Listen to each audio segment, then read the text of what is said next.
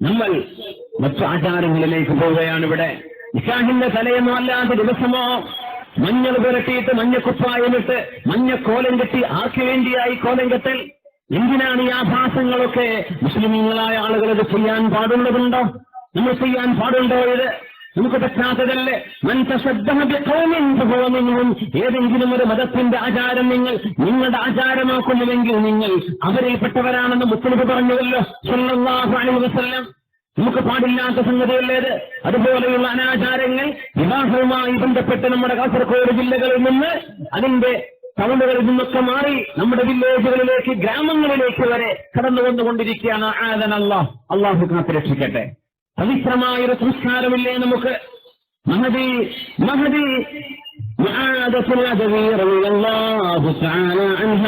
അവരുടെ ഭർത്താവ് മരിച്ചതിൽ പിന്നെ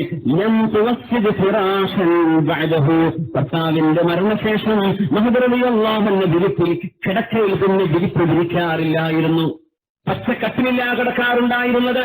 ഭർത്താവിന്റെ വിയോഗത്തിന്റെ ശേഷം അവർ തന്റെ മുലകുടി ബന്ധമുള്ള ഒരു സഹോദരനോട് പറഞ്ഞു, മുആദ് റളിയല്ലാഹു അൻഹു പറഞ്ഞു, മോനെ, ഞാൻ ഈ ലോകത്ത് ജീവിക്കുന്നത് ഈ ലോകം ആസ്വദിക്കാനല്ല, ഇവിടത്തെ വന്നമാരുതൻ അനുഭവിക്കാനുമല്ല.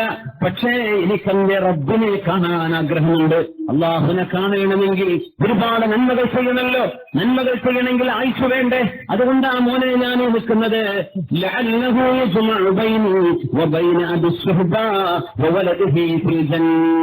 അങ്ങനെ എനിക്ക് ഒരുപാട് കർമ്മങ്ങൾ ചെയ്തിട്ട് എന്റെ ഭർത്താവ് സുലത്ത് ബിൻ അശ്യം എന്ന് പറഞ്ഞ അബൂ സുഹ്ബായിനെയും എന്റെ മോനെയും സ്വർഗത്തിൽ വെച്ച് കാണണം.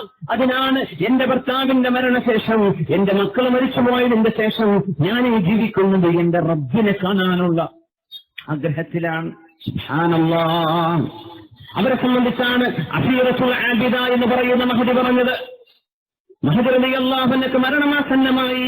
മുആദത്തുൽ അദവിയ്യ, നേരത്തെ പറഞ്ഞ പുതിയ പെണ്ണ്, ഭർത്താവ് നിസ്കരിക്കുന്നത് മുഴുവനും നോക്കി നിന്ന ആദ്യരാത്രി നിന്ന് കഴിച്ച മഹദി മുആദത്തുൽ അദവിയ്യ റളിയല്ലാഹു തആല അൻഹു മരണമാസന്നമായപ്പോ കൂടെയുള്ള ആളുകളൊക്കെ ശ്രദ്ധയോടുകൂടെ വീക്ഷിച്ചുകൊണ്ടിരിക്കുമ്പോ ലോകപ്രശസ്തയായൊരു മഹദി, ഒരുപാട് ത്യാഗം ചെയ്ത മഹദി, അല്ലാഹുവിന് വേണ്ടി ജീവിച്ച ഒരു തരുണീരത്നം ലോകത്തോട് വിട പറയുമ്പോ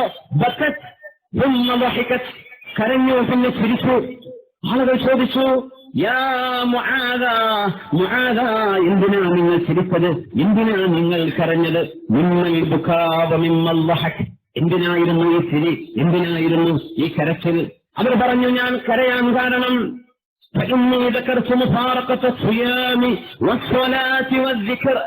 സഹോദരന്മാരെ ഒന്ന് ഓർത്തു നോക്കണേ, ഞാൻ കരയുന്നത് എന്റെ മരണത്തോടുകൂടെ ഇനി നിസ്കരിക്കാനോ അല്ലാഹുവിനെ ദിക്ർ ചൊല്ലാനോ നോമ്പെടുക്കാനോ സാധിക്കുകയില്ലല്ലോ. ഇതിനായിരുന്നു ഈ കരച്ചിൽ. മിമ്മൽ ബുകാ, എന്തിനാ കരച്ചിൽ? മക്കളെ വിട്ടെറിഞ്ഞു പോവുകയാണല്ലോ, എന്റെ മകളുടെ കല്യാണം കഴിഞ്ഞിട്ടില്ലല്ലോ, കുടിയിരുന്നിട്ടില്ലല്ലോ, ഒന്നുമല്ല വിഷയം. മിമ്മൽ ബുകാ, എന്തിനായി കരച്ചിൽ? കാരണം കണ്ണുകൾ അടഞ്ഞുപോയാൽ പിന്നീട് ദിക്ർ ചൊല്ലാൻ കഴിയില്ലല്ലോ. കണ്ണുകൾ അടഞ്ഞുപോയാൽ എഴുന്നേറ്റ് നിസ്കരിക്കാൻ കഴിയില്ലല്ലോ. കണ്ണുകൾ അടഞ്ഞുപോയാൽ പകൽ നേരത്തെ നോമ്പെടുക്കാൻ കഴിയില്ലല്ലോ. ഇനി എനിക്ക് എന്റെ റബ്ബിനോട് അടുക്കാനുള്ള വഴികൾ നഷ്ടപ്പെടുകയല്ലേ? ആ സങ്കടമോട്ട് കരയുകയാണെന്നും ഞാൻ ചിരിക്കാൻ കാരണം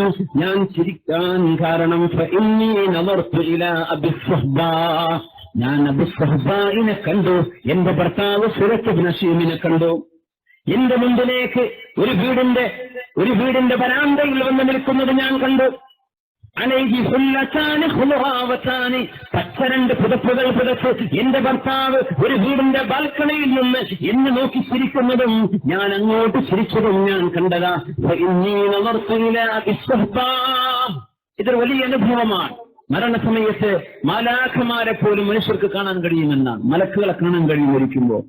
മരിച്ചുപോയ സുലത്ത് ബിൻ അശ്യം എന്ന പുതിയാപ്പിളയെ മരണമാസന്നമായപ്പോ കണ്ടു. മുആദ് റളിയല്ലാഹു അൻഹു മുആദത്തുൽ അദവിയ്യ കണ്ടു, ഒരു വീടിന്റെ ബാൽക്കണിയിൽ കണ്ടു.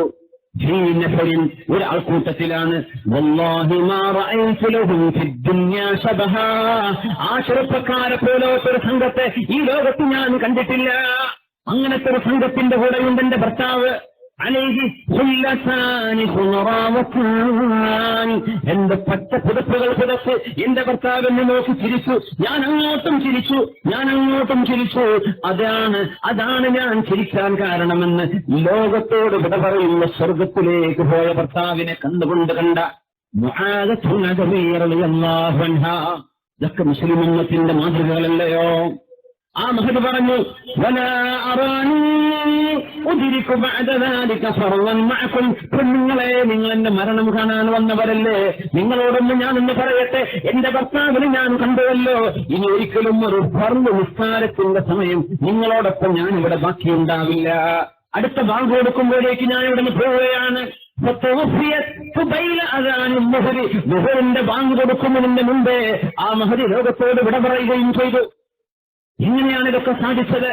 തന്റെ മരണം എപ്പോൾ സംഭവിക്കുമെന്ന് കൃത്യമായി പറയുകയും തന്റെ മുമ്പേ കഴിഞ്ഞുപോയ സാത്വികനായ ഒരു ഭർത്താവിനെ കണ്ടുകൊണ്ട് സ്വർഗലോകത്ത് വെച്ച് നടക്കുന്ന ഒരു കാര്യം, ദൃശ്യം അള്ളാഹുവിടെ വെച്ച് കാണിച്ചു കൊടുക്കുന്നതും സ്വർഗം കണ്ട് മരിച്ചുപോയ മഹദി റളിയല്ലാഹു തആല അൻഹയാണ് മുആദത്തുൽ അദവിയ്യ റളിയല്ലാഹു അൻഹ.